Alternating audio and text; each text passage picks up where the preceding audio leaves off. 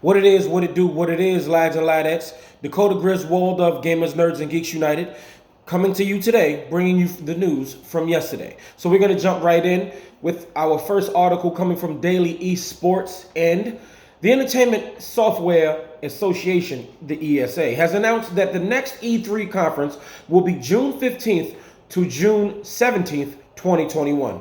According to a report from GameIndustry.biz, industry partners were informed that the 2021 E3 conference will be a reimagined event.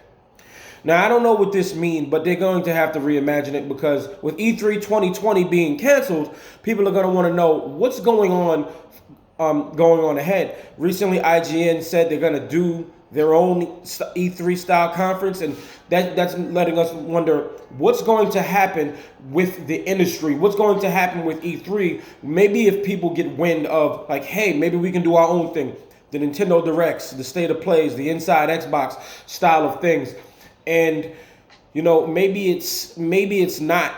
What's going to happen with E3? Maybe they're still going to. I have no idea. What do you think? Just let me know down in the comments below. And we're moving on forward. Now, this is a bit of a surprise because the definitive editions for Mafia 2 and 3 are leaked by a ratings board. This is coming to current gens, and it says, this is from GameSpot.com. If you missed the Mafioso open world game, Mafia 2, when it first came out in 2010, you might soon be able to play it on current gen consoles for the first time.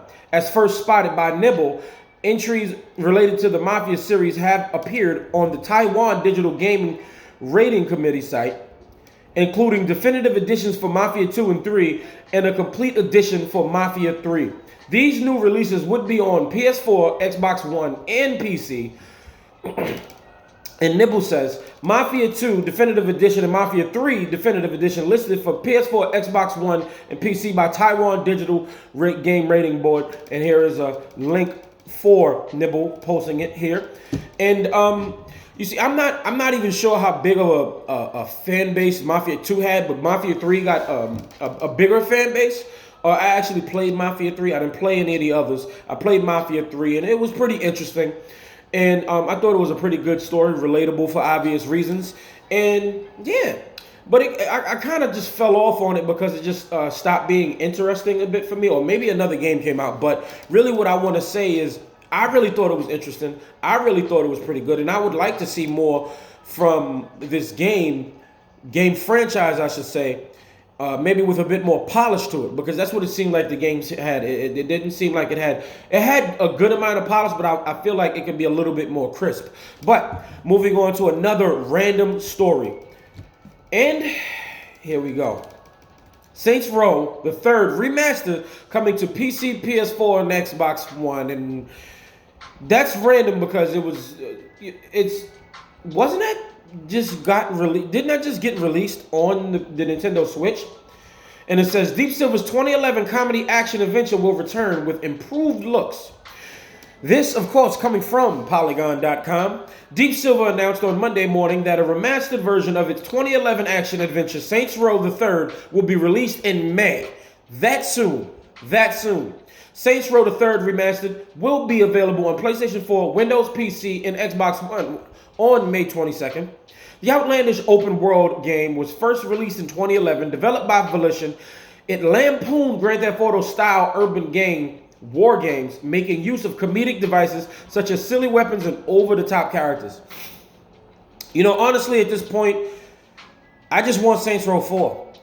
I'm tired of the re-releases. I'm glad that, we got an open world GTA style game on the Nintendo Switch, but now it's being remastered, because I could have sworn this game also came out on this on this current gen as well. Correct me in the comments if I'm wrong, but I don't want another remaster. It's already apparent that you have a fan base and people love Saints Row. Give us a fourth one.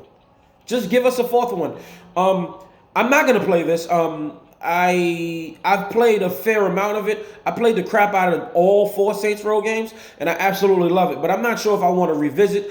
Maybe if it hits Game Pass, I'll probably jump on. And yeah, I'm not gonna lie, if it hits Game Pass, I'll jump on and have fun. Just a quick reminder of how much I love the game. I do believe in the second one they started with the running up and quick attacks. It just got way more ridiculous in 3 and way more over the top in 4. So I'm always good to hear Saints Row news. I just want it to be the news that I want to hear. Saints Row fan, but tell me, are you guys Saints Row fans at all? Without insulting it or comparing it to GTA, let me know if you're a fan and how much you love it in the comments down below. And second to last, some pretty decent news, and I want to say this, of course, coming from news.xbox.com. Inside Xbox returns Tuesday with Grounded and more. Inside Xbox returns with its first new episode of 2020 tomorrow, Tuesday, April 7th at 2 p.m. Pacific time, 5 p.m. Eastern time. As with most of the world, we're working from home at the moment, but we have old and new friends alike who will bring you the latest news on Grounded, Gears Tactics, Sea of Thieves, Xbox Game Pass, some surprises from our ID at Xbox team, and more. While we won't have any new details to share for Xbox Series X, we are excited to sit down with Director of Program Management for Xbox Series X, Jason Ronald, to discuss the recently revealed technical specifications and what they mean for gamers. Okay. Xbox is slowly winning me back over. I've always owned an Xbox. I've always liked Xbox, but this generation they lost me, as they did with a lot of others in previous generations. The inside Xboxes are basically Xbox's version of Nintendo Direct, and I'm always for it. They've been doing it right since they came out with Game Pass, and then they came out with Game Pass Ultimate, and they've been putting some bombers on the Xbox Game Pass. Just randomly, maybe 2 weeks ago, I want to say, Nier Automata got announced for Game Pass, and now it's on Game Pass, and people can go and beat it however many times you need to beat it to see all the full endings. I think it was 70 or something. Let me know in the comments below for some people who actually love Nier Automata and tell me how many times you beat it. But I'm really excited about this Inside Xbox, to hear about Grounded. It seemed interesting. I want to see more. I'm not a fan of tactical games, but it's Gears. Who doesn't want to hear about more Gears? And it's different type of Gears, because I feel like Gears 1 through 5 it was all samey, but there's other Gears games, and this appears to be pretty good. Sea of Thieves, Xbox's Pirate Destiny style game, and more on Game Pass. I'm hoping we hear about like 10 games. I know I'm exaggerating, but let's just hear about 10 random games that's coming to Xbox Game Pass. Maybe some more Yakuza or something of the like, and something else. Maybe throw Judgment on there if they ever decide to put that on Xbox. That would be kind of awesome. I'm really excited about this.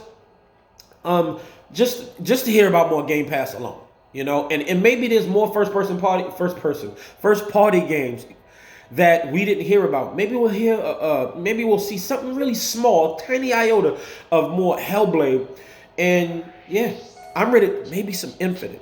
Let's not get ahead of ourselves, people. Let's not get ahead of ourselves, and maybe their specifications on the specs of the Xbox Series X won't be as boring as PlayStation's conference when they were talking about specs. 3D audio. And lastly, some great news. Yesterday, the review embargo broke for Final Fantasy VII Remake, and I am even more excited. I was already very ecstatic for this game, and it is currently sitting at an 87 on Metacritic, and Destructoid, Eurogamer, everybody loves it. Those are all 90s. IGN gave it an 8. That is interesting, and they're an 80, and here's what they say. The expectations around Final Fantasy VII Remake are sky high, and it mostly manages to deliver.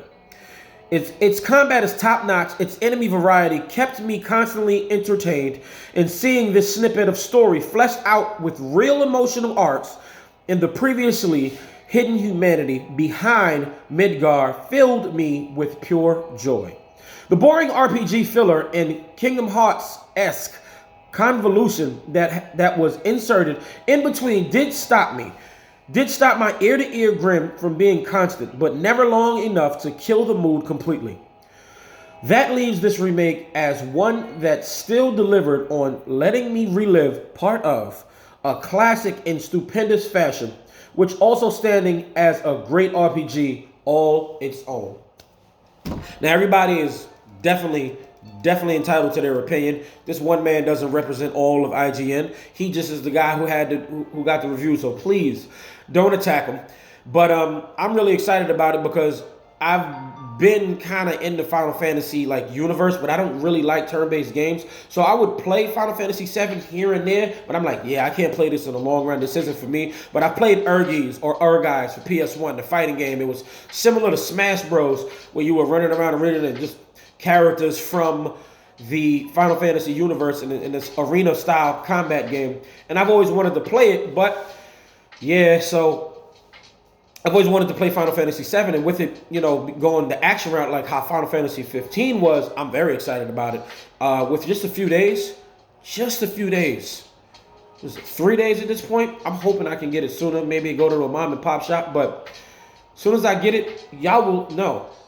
And I will gloat about it, and I will talk all about how great the game is. No spoilers, of course. I'm really excited. And I know there's more diehard Final Fantasy fans that follow this channel. Please share some of your Final Fantasy stories in the comments below. But lads and ladettes, that is it for this video. Thank you for sticking with me. It was a long one, and I'm very happy you did. Thank you for coming. This video is finito.